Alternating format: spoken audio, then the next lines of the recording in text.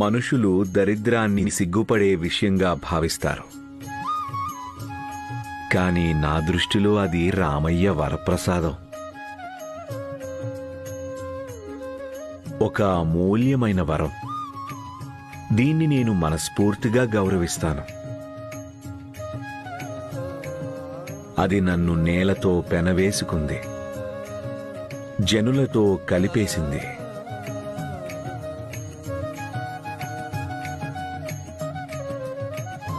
అది నాకు ఏదైతే నేర్పిందో అదంతా పుస్తకాల్లో రాసుండదు.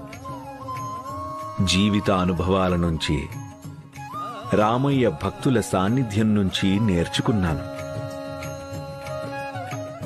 ఈ జ్ఞానమే నన్ను సర్వశక్తిశాలైన ఆ పరమేశ్వరుడికి, ఆ పరమాత్ముడికి మరింత సమీపానికి తీసుకెళ్ళింది.